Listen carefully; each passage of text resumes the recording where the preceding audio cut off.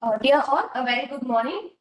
Welcome to today's webinar hosted by Atal Incubation Center, Central Coffee Research Institute, Center for Entrepreneurship Development, a technology business incubator established at the Coffee Board's head office in Bengaluru.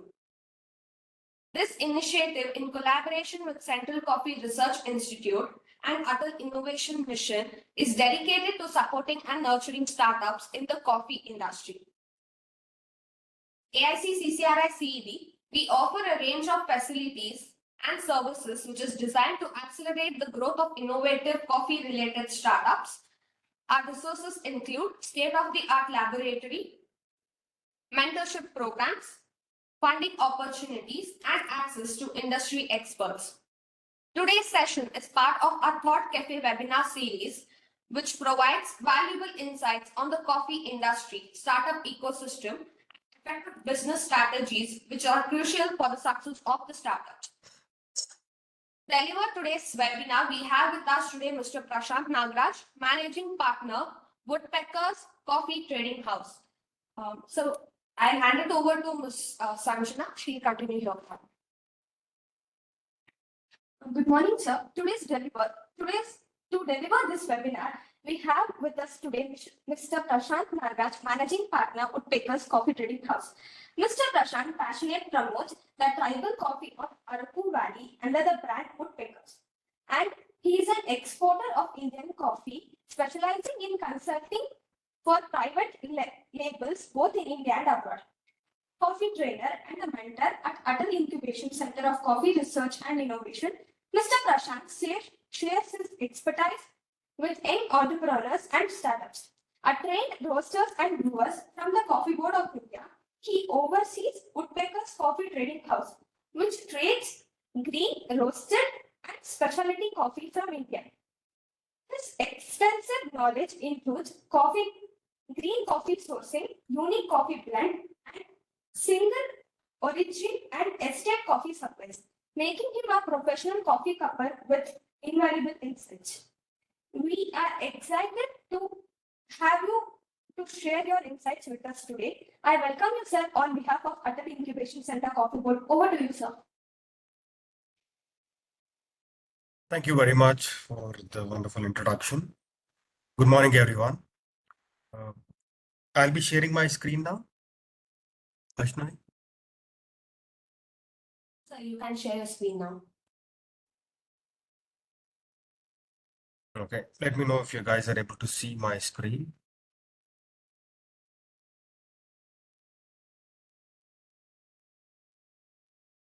Okay, perfect. Thank you so much for the confirmation. So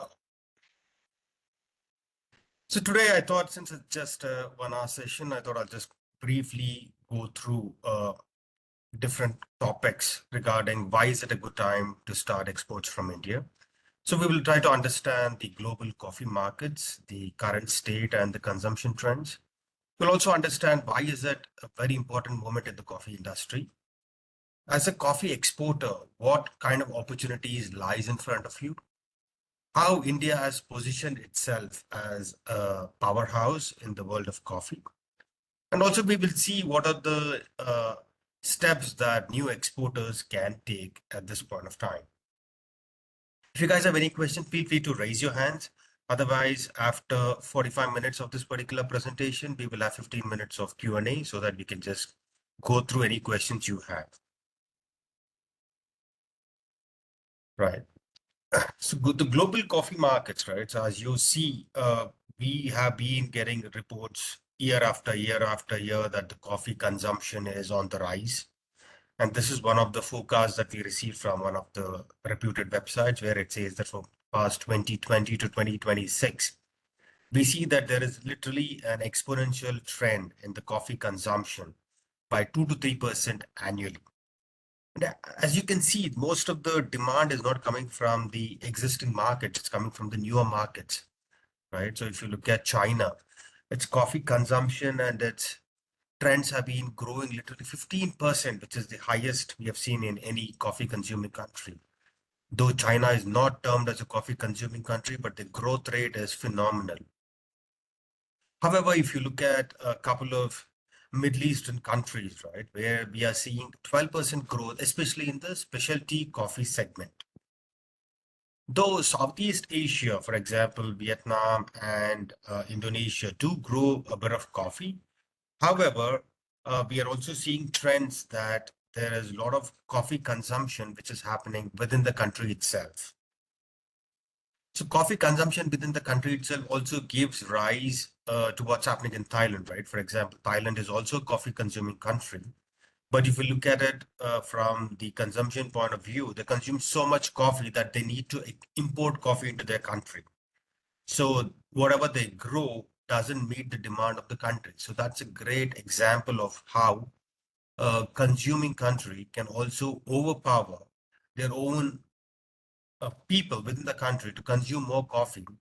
So this way gives us countries like India an opportunity to penetrate into that particular country where we have an opportunity to provide better expensive coffees to these countries, especially Southeast Asian markets.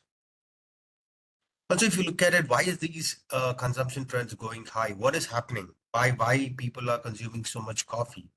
So if you look at it, there's a lot of trends which are in place, and most of the newer generation people ideally are preferring sustainable and ethical sourced coffee, traceable coffees, where they want to understand where it came, how it came, who are the middlemen involved, how much of these things impact them. So people are quite conscious. This is changing the consumer preferences as to why they need to look at other brands or other origins. The ready to drink market, which is quite phenomenal, right? As you see, every day we have a lot of ready to drink products hitting the shelves of the supermarket. So ready to drink coffee is one of them, which is quite active. A lot of new brands are coming up. That's also another wonderful opportunity that we see as a point of traction for people who want to enter into the coffee segment. Ideally, the instant coffee market, right, is actually showcased as a very inferior type of coffee, or a coffee which only people who are price conscious consume it. But however, there's a new trend that people are trying to premiumize the instant coffee with their own varieties, right? For example, people are trying to add flavors to it. Not only that, people are even trying to reinvent the way the instant coffee itself is made by having more aroma, more taste, more flavors. So this is another opportunity that we see and why it's also growing exponentially. Fermentation is there from golden age days, so it's not something that's going to stop anytime soon. But how do you ferment these coffees? What are the different techniques that you want to use to ferment these coffees? What kind of offerings you want to give it on the plate to the roaster or to any other big brands? Those are something that people are willing to listen to you guys now. Barrel aged coffee, which has a lot of traction. We hear a lot about it, but again, we don't see much on the shelves of any supermarkets even now. Not only in India, even across the globe. It's all very specific, minimal market sizes. But that is a big opportunity that we feel could be tapped into. And also, not only just barrel aging of coffee, even fermenting coffees differently, maybe anaerobic, maybe what do you say, nitro infused. There's a lot of things that are coming up even in the world of fermentation. It's getting as expansive as the way wines are being consumed or fermented. So people who want to get into this particular segment, it's a great opportunity even now. Cold brew coffees are something that we saw a very good traction a couple of years ago, and along with the nitro coffees are making a lot of noise of late, right? So we don't see them going down any soon further. People are trying to customize these coffees, making to personalize them, and people want their own in-house blends. People want to have their own custom blend. They want to have their own formulations. So these things are giving rise year after year for people to experiment with coffee. People want to try something new. For example, one of the wonderful trends that I'm seeing for the last couple of years is functional coffees. So ideally, when we say functional coffees, what does it mean? Right? A lot of people ask, what kind of functions can a coffee provide? So just to reiterate, right? So basically, a functional coffee is something that it provides you an additional function, not just caffeine, but an additional thing. So what is this additional thing? People are trying to infuse their coffees with herbs or maybe some kind of mushrooms. So they are targeting certain kind of relaxant, stress buster, health benefit kind of coffees, which we see as quite a big market in the Southeast Asia. And this kind of coffee consumption is also on the rise. And people who are more health conscious, wellness conscious are also looking at low acidic coffees, antioxidant rich coffees, and as I said, the functional coffee. These are, again, some of the coffee consumptions or the preferences of choice is what we actually use in the world of coffee, right? So every coffee is different. And along with that, coffee tourism. I think coffee tourism in India is still in its nascent stage. There's a lot of opportunities here. However, if you look at South America or maybe Central America, I think the coffee tourism sector is very much active. A lot of American roasters or European roasters do visit them quite frequently to understand how farming is done, what is that they need, how they can buy from them. It goes back to the first point, which is sustainability and ethical sourcing. So as part of this, if you can link your coffee tourism, in case we have any coffee estate owners here, I think it's a great opportunity for you guys to see as to how you can link point number 1 to point number 6, what I'm talking right now, and see as to how you can bridge this particular gap. As we are in the era of social media today, right? So everything depends on social media. How somebody speaks about your brand, how somebody speaks about coffee is more important today. So social media is actually driving the coffee culture. And it is again on a rise. The digital trendsetters is what we call them. So they are setting the trend. They're trying to promote these types of coffees. So giving all these perspectives or pointers into place, we see that the coffee consumption is still going to go higher and higher and higher. So if you also look at this particular slide, right, we are talking about why is it important. So if you have looked at newspaper in the last couple of weeks, right, and even on the website, we keep talking about coffee prices going higher, coffee cost itself going higher, the farmers are getting higher prices. So all these things are not just attributing to one or two phenomena, but it is a lot of things in the background which is impacting.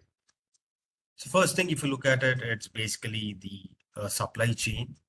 Why supply chain is so important is because if you have seen what's happened in the world, right? So we had a pandemic, then we had war, then we see that the geopolitical tensions across the globe. All these things are making people look out for different options, different suppliers, different regions, and regions which they are open to working with each other countries, right? Because not every country today wants to work with a certain country for certain reason, due to which the entire supply chain is getting remapped and newer routes are getting provided just to make sure that the coffee is still being consumed in different places at different points in time, right? And for example, if you look at the manufacturing segment, we always use the word China because that's the main manufacturing hub for anything to do with gadgets or maybe even with the coffee equipment. But there are a lot of brands and a lot of countries who are looking for, is there an alternative for China? If as, who is it who can manufacture equipments, who can supply maybe some kind of a cutlery, maybe some kind of coffee equipments or brewers or filter papers. So India is an option there. So people who are looking at alternative to China, India is the answer. We do have a lot of manufacturers coming up. Even Atal Incubation Center also is incubating a couple of these kind of small manufacturers from India. So it's a great opportunity for us to look at supplying these equipments from India. Also, if you look at it from the global perspective, right? India as a country, we are quite strong. Our economics is quite strong. We have established ourselves as a powerful leader in the world of in the world today. This is also important for the coffee economics to grow because India has positioned itself as a leader, not only in terms of economics and trade, including coffee as well. If you look at the climate change, I think this is something that has been horribly impacting the coffee cultivation, the farmers from various countries. If you look at what happened in Brazil, I don't know how many of you follow news, but Brazil went through one of the worst years in their coffee cultivation history because they had a drought for 2 years, and the third year they were hit by frostbite. So because of these things, their entire yield started to drop and drive prices high. How did they drive the prices high? Because Brazil is the world largest producer of coffee in the world.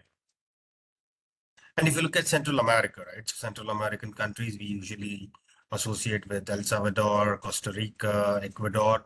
They had their own problems, which is leaf rust, which went on for year after year, and they had unpredictable weather patterns due to which the coffee yield was less, overall added to the overall deficit in the coffee production itself.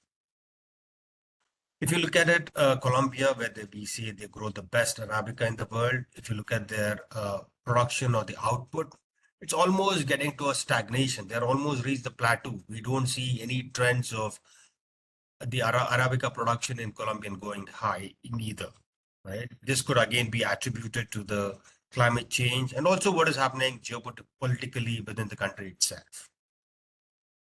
India, we didn't had a chance to miss this particular phase. We had our own bad share of luck with climate taking over what it had to do. We had our own share of landslides, too much rains. We also had a drought in between. All these things added to the coffee prices going up north. If you look at the sustainability market, that is where a lot of people are trying to understand as to how they can source these kind of coffees. So we have certain statistics which says that approximately around 70 to 73, 75% of the millennial coffee consumers, they want to understand where their coffee comes from, and based on that, they want to make a decision of whether they want to buy this particular coffee or not. And direct trade is something that is it's already happening. A lot of people want to go direct. They want to have association with farmers and buy coffee. And India as a country which is pioneering the shade-grown coffee cultivation practices from numerous years has positioned ourselves as advantages in the overall coffee market. So if you look at these top 3 points, I know there's a lot of other points that I keep on talking, but due to the time constraint, as most of you are aware, right? So this is a pre-seminar, what we're trying to give, or education series, what we give. We have Vikramayan 7, which is coming up in a couple of days from now, where we go in depth. Along with me, a lot of other expert panelists will come, they talk. Maybe Vaishnav, we will share the link after this, where in case you want to understand in depth, in more details, we do have the Vikramayan session, which is going to come up, and you will get to know in depth as to what all points, how you can enter this particular segment. Okay. So this is a great thing that why I keep talking about why India is still a great leader when it comes to coffee and how we can position ourselves. Since India is as a country represented itself as a country which grows both Arabica and Robusta, and our Robustas are known world over for the finest Robustas in the world, right? So along with that, we also have some exceptional Arabicas, which a lot of people do praise for their low acidic profiles, which is widely being appreciated in the emerging Asian countries. Monsoon Malabar, hands down, since we have our own reputation as the only country which can manufacture this or which can process this particular coffee. So because of that, the demand for Monsoon Malabar in Europe and America is always on at its steady pace going higher and higher, due to which India has its own potential to market this particular coffee to the world one more time. Every year with the sky events happening all across the globe, the Indian coffee estate owners trying to participate and to get their own share of estate awarded coffees is on the rise. Even thanks to the Coffee Board of India's initiatives where they're trying to cup individual estate coffees, give them cupping profiles. So all these things are attributing to world-class coffees, which India is growing. Along with that, if you look at the logistics and the infrastructure, the government of India has done a wonderful job by making sure that the entire process of documentation and the export through major ports, the entire hassle has now literally reduced with automation. We can say approximately 35 to 40% reduction in the time itself compared to what it was a few years ago, right?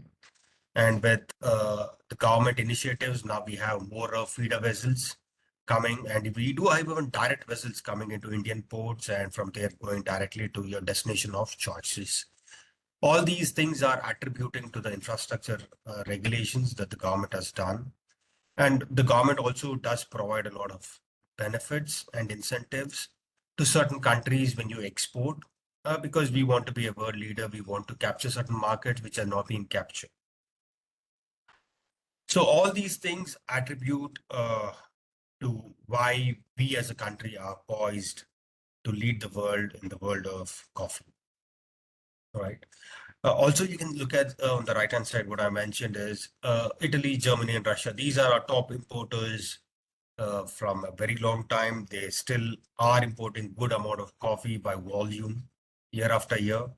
And we don't see any kind of issues in these three countries.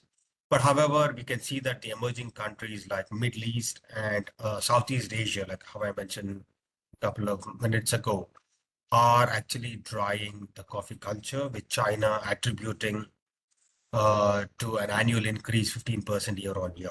Again, this is all driven by the millennials or the new generation of people who want to have something new, something different, like what we saw in the earlier slides as well.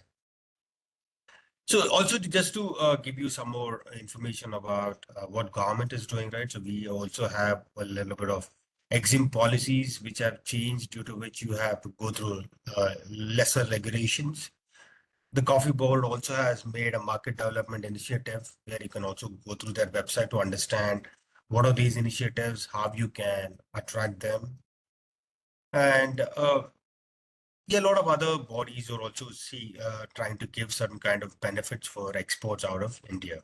All the government bodies, just make sure to go through these websites. As I said, we talk in depth all these things in the bigger session that we have. Just to let you know, this is something that we are seeing as a big impact. Okay.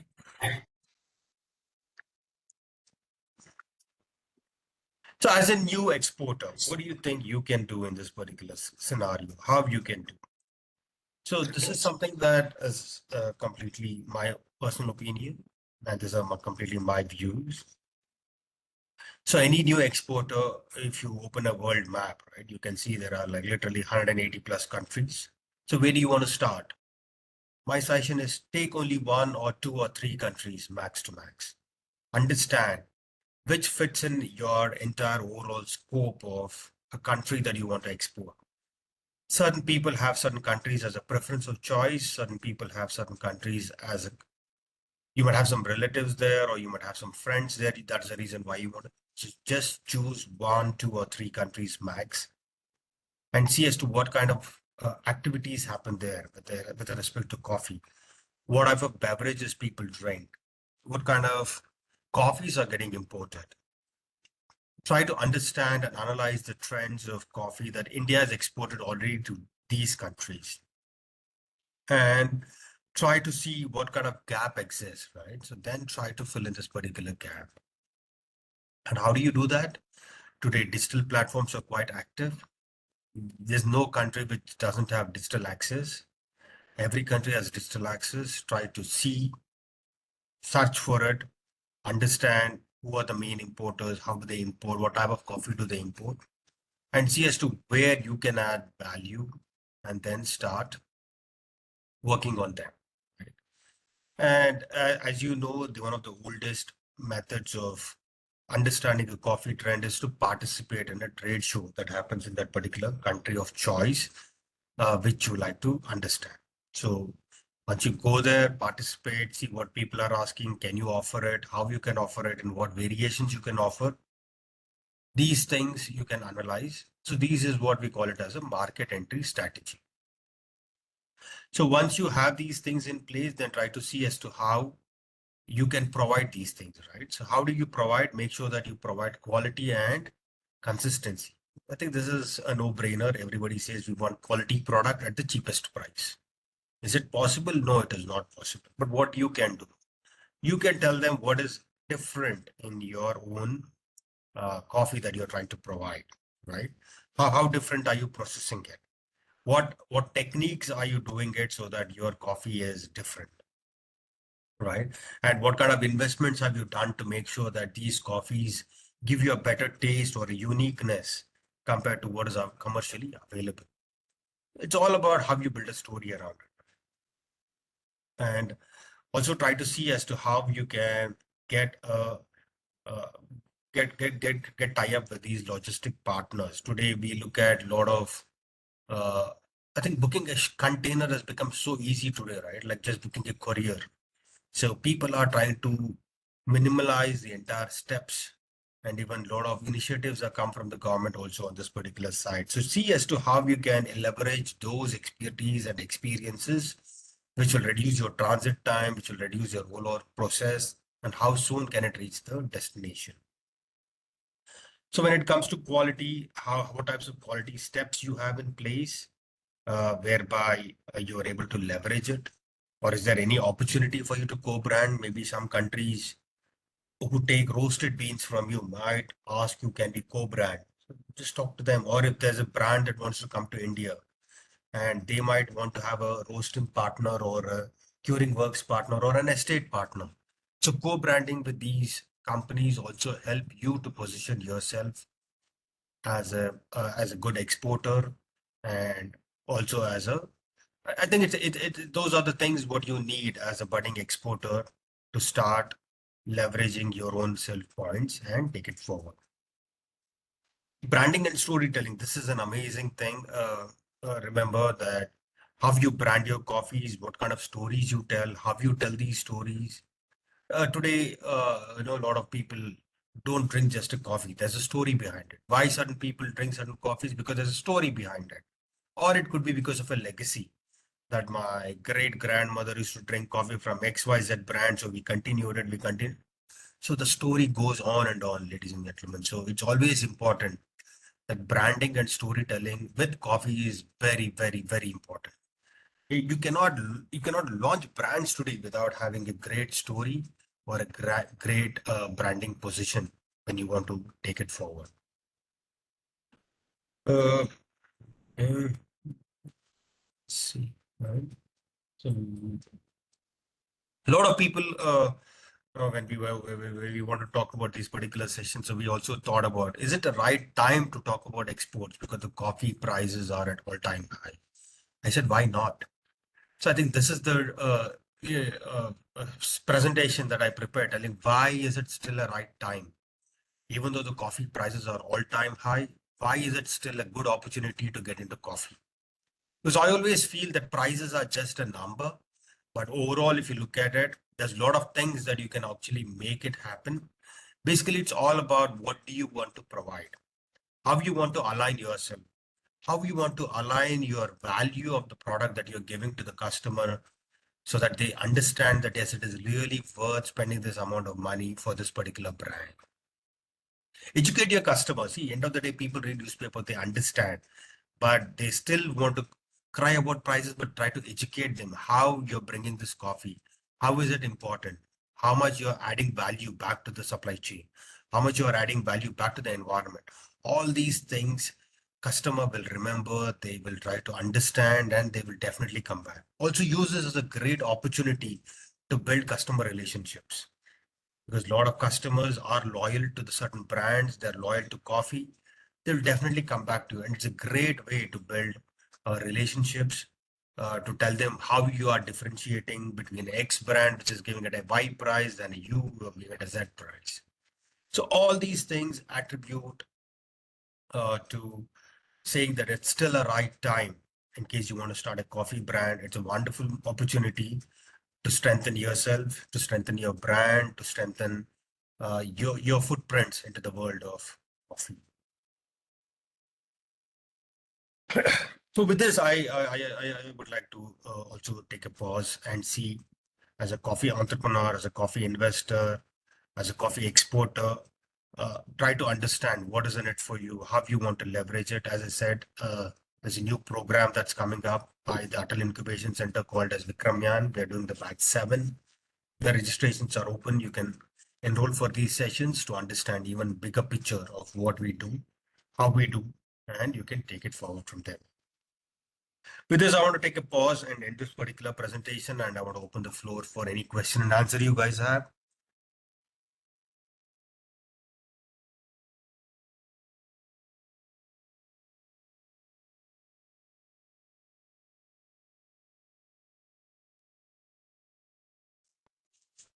Hey Prashant.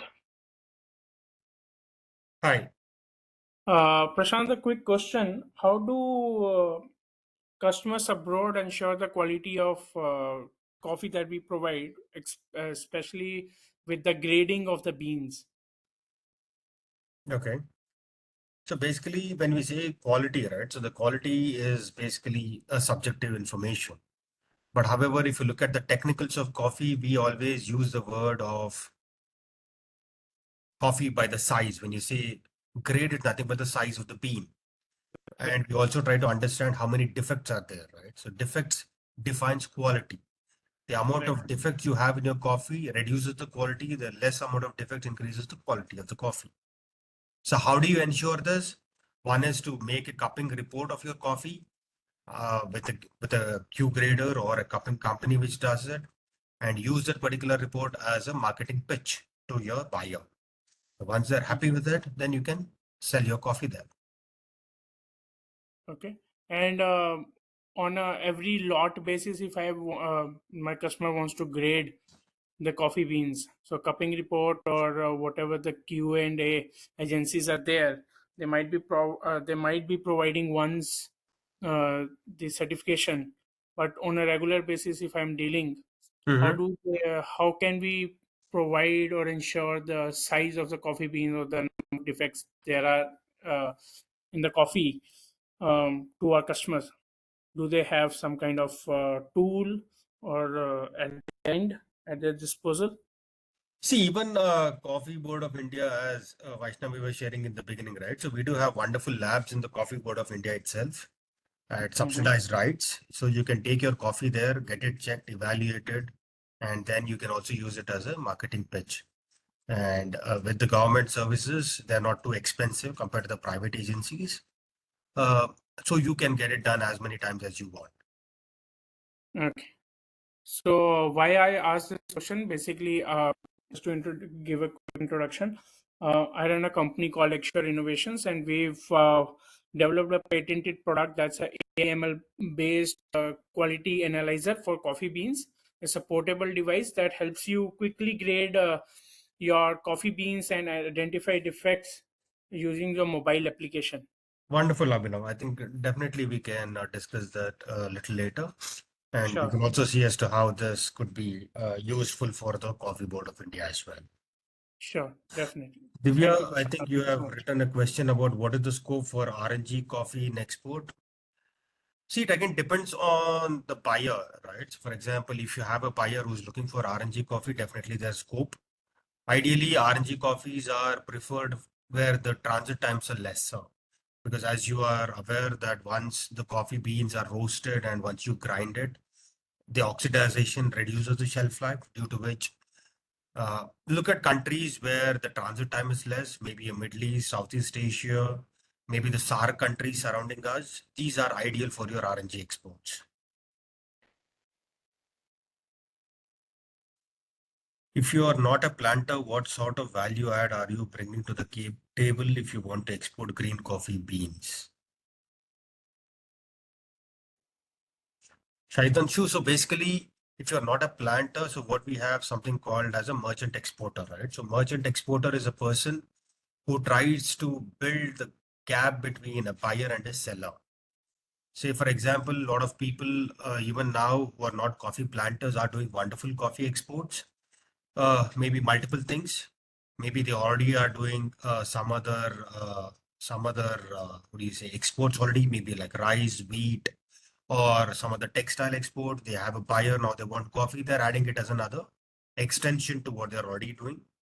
But there are certain people who are exclusively doing coffee as well. So where they come down, meet up these planters or curing works, tie up with them, and based on that, they are trying to build that particular gap between buyer and seller, and they get their own share of margins, which is pre-agreed, predefined, and then take it forward. It's very well worked out, and a lot of people are doing it. So you don't have to be a coffee planter to do coffee exports. Either green beans or roasted beans, whatever it is, you don't have to be. Ikshu, what is your take on EUDR for export? So basically, this is a government regulation. I don't have any take on this. Once it's formally implemented, we have to follow in case you want to export to Europe. Why are they doing it? How are they doing it? Again, it's completely a fundamental thing that a government agency is doing it. So once it's completely implemented, we are 100% bound to comply to that. We don't have a choice. As I said, these are government regulations. If you really want to export to Europe, you need to do UDR. If you don't want to, then it's a choice, but you have to go through other countries.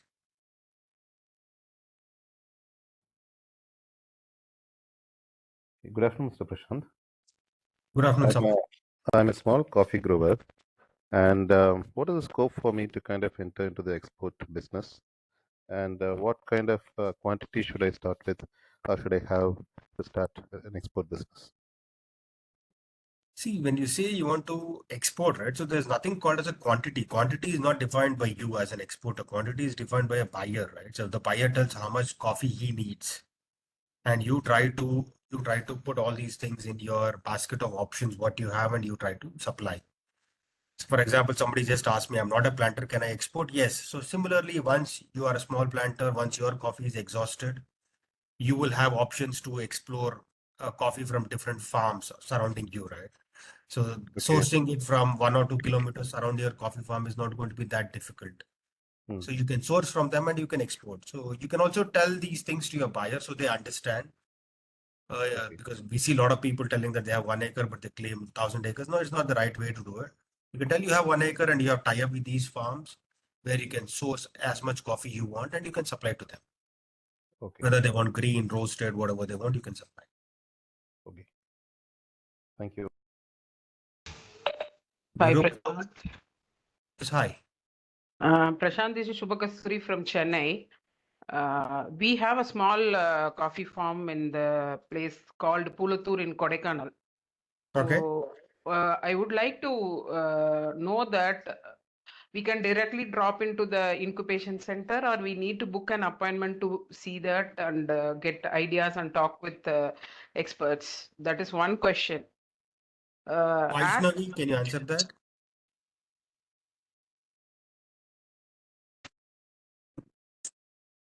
Ma'am, there's no appointment needed. Whenever you are Monday to Friday, you can visit our Vaishnavi, you are choking. So Monday to Friday, we can directly drop into the incubation center and get ideas from the experts.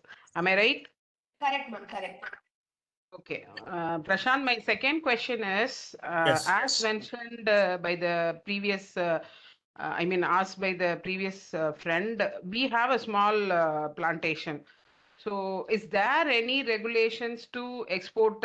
There is any minimum quantity of coffee to be exported, or can we do the whatever we have, we can give a try? Because we have only 3 to 3.5 acres of coffee. See, So wonderful. It's wonderful to see a lot of, as we said, right? So Vikramyan is one of the beautiful training organized by the CCRI, CED. okay. And every batch that we're conducting these trainings, more and more small planters are coming to this particular training. It's a very exhaustive training. What I just was just a gist of everything. So a lot of new planters, small planters are coming in, are getting benefited. Anyway, I'm not just trying to market this particular program. What I'm trying to say is, if you want to understand in depth of how this particular things, it's a wonderful initiative by the Coffee Board of India. You can take a look at it. But to answer this particular question, right? So it really does not matter how much acres of coffee you have, right? One of our friend just asked now, I'm not a planter, can I export? Yes. So you still have 3.5 acres, so you can definitely export. Whether you want to export smaller quantity, there are people who buy small quantities as well. It is not that a export has to be in containers together. We have something called as LCL, which is limited container. So you can send as small as 5 to 10 kgs also. That is considered as export as well. Okay. And one more thing, what I have is the Vikrayan program. I just came to know that via LinkedIn that the registration is started. So what would be what are the intervals it will be conducted? Because if I want to apply for the next one or attend for the next session, what I have to do? How to know that? Yeah, Yes, sir. Yes, sir. And just brief about exporters training program. So the entire program is conducted virtually online mode, and we have around 25 to 30 experts who will be coming and talking in the program. Each day you will have a session, 1 or 2 sessions. The time intervals will be for the morning 11 a.m. to 1 p.m. and in the afternoon 2 to 4. In case if any resource persons cancels the session, we will reschedule it in the following days. And after the completion of the program, you will be receiving an e-certificate. And once the program, you've registered for the program, an official WhatsApp group will be created where you'll be receiving continuous updates, ma'am. Okay, thank you. Prashant, I have a question for you. Sorry. Please do. You mentioned that for the coffee cupping and grading.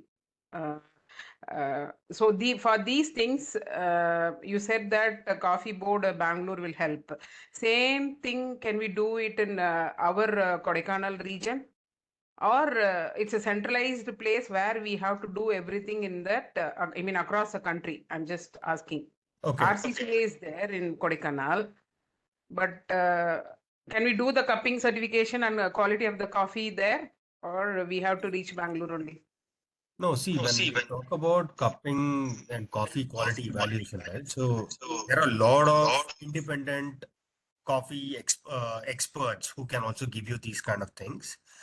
But at a better rate or at a better facility, we do have Coffee Board of India as well. I think initially, Vaishnavi was also sharing that particular details, right, as to what all services we have. So you can also take a look at that, where they also have options for you to get your coffee evaluated. And even during harvest season, even Coffee Board of India also collects coffees from different estates and also give them certain kind of advice and evaluation at a very, very nominal fee. Okay. Thank you, Vaishnavi. Thank you, Prashant. Thank you. Nero, you have a question. Yeah. When I see the port data, you have exported minimal quantities in the last 3 years. May I know the reason, or is there something that you're focusing? So it's directed to woodpeckers coffee is what you're asking, Nero? Yeah. The thing is, I'm following from last 1 year. Right. Even I visited the coffee as well in the Basangudi. So the thing is, when I check the port data here for last 3 years data, right? So I can see only minimum quantity you have exported. Yeah, the Is reason is something- we have actually exported through merchant exporters. So this is Okay. another concept what I was telling, right? So merchant exporter is a person who will not be a planter. So he ties up with us and we give coffee to him and they export it. So there will be an agreement between a merchant exporter and a planter so that whatever is the trade-off commissions will be taken. They give you volumes. Okay, behalf of you, the woodpecker, they have exported, right? That's the answer. Right. Okay, got it. Thank you. But in the data, it won't come as woodpeckers coffee. It will come as the company that has exported. Got it. Thank you. Thank you. Hi Prashant, this is Kirtan. Even I own a plot nearby Chikmagalur, and I had attended the Vikram batch. I think like third or fourth one a few months ago. I just have one question. Like as the coffee rates have hit sky high I mean, since my childhood, I haven't heard of such rates, but this year it's yeah, it's been very high. So, I mean, how do I, as an exporter, like, can just think of entering the market at these high rates? I think that is one of the slides that we covered, right? So if you look at it, pricing has nothing to do with whether you need to export or not export. It's all about what is the value add you bring to the table. Even now, the coffee exports have not stopped. You can, somebody is looking at the data, right? Port data. So you can look at the port data. The coffee exports have not dropped, it's not stagnated. But it's still happening, but happening at different levels. People are trying to promote now coffees as specialty coffee, fermented coffees, premiumized coffees, coffee which has XYZ benefits. So then that is how they're trying to promote these coffees. So coffee exports is still going on. It's still there's a demand for coffee world over. Okay. So you mean to say we need a good branding or good promotion, kind of? So basically, when it comes to export, right, a lot of people only think at the commodity exports, which is like just take coffee and export it. But if you look at it, a lot of people are now getting into estate-based coffees, where they brand their estate and they promote it as estate-based coffees or single estate coffee or single origin coffees. So this way you can premiumize your coffee and you can have some niche buyers buy these, or maybe roasters who look at picking up these types of coffees. It's all Okay. about, yeah, you rightly said, it's all about how you market and brand your coffees. Okay. Thank you, Prashant. Thank you, Kirtan. So we have few more questions. Akshay, ma'am, you don't have to be present in person. Right. So yeah, you don't have to be in present when the coffee is getting evaluated. You can either send it, courier it, or whatever you want. You can do it, and then they get it evaluated, and you can collect the report. Vinod, how can I, as an investor, benefit from growing demand in an Indian coffee? So I think this is a great thing. Vinod, a lot of investors are actually looking to invest in brands in India. You look at it, a lot of coffee chains are opening up. We never anticipated that so many coffee or cafes will come up in cities like Gurgaon, Noida, Delhi, even cities like Ahmedabad, Gujarat, Surat. They're all booming with cafe culture, right? Because certain states are dry state, but for them to get to a place where people can have a get together, cafes is becoming a place of that, due to which a lot of investors are trying to invest into the cafe culture. They're trying to cash in the segment. A lot of new upcoming brands are coming in. People are trying to see as to how they can benefit from this consumption pattern which is happening in India. So what I was saying a couple of um, minutes ago, right? So if you look at it, the coffee consumption in Southeast Asia is growing, even though they're coffee growers. I think the similar patterns is going to start in India, which already started, and due to which the coffee consumption in India is going to go high. So investors can look at investing in brands which have potential to grow, brands which lack certain kind of fundamentals. They can try to help them there grow, make them big. And lastly, they can also invest in estate where they're looking to modernize so that then you can either do ecotourism, coffee tourism, or even maybe try to see estate branded coffee exports out of India. Okay, next, Pinaki. How to get connected with merchant exporters? Okay, it's like, how do I get a buyer? It's very simple. I don't have a straightforward answer. How do you get a merchant exporter? So basically, what are these merchant exporters are not people where it's very hard to find. It's very easy. Basically, people who are doing rice export, sugar export, cotton export, textile export. These are the people where you can ask them if they're exporting to countries like countries in Europe. See whether there's any potential. If they know somebody like a roaster or a big coffee importer in their country, if yes, tie up with them and he becomes your merchant exporter.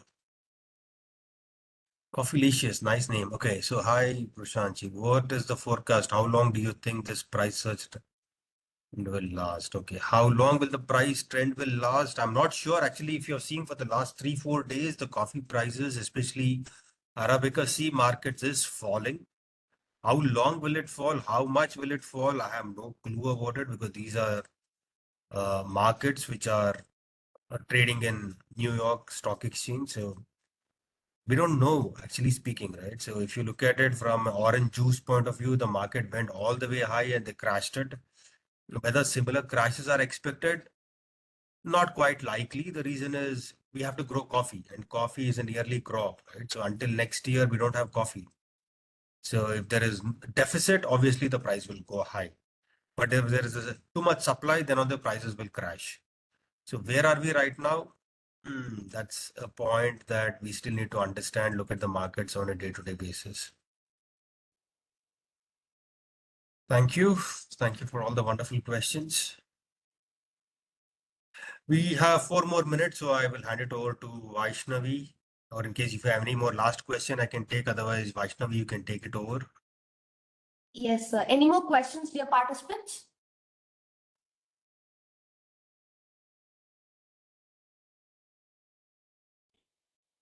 Okay, so I assume that there are no further questions. Thank you so much, Prashant sir. Now we shall proceed with the formal vote of thanks.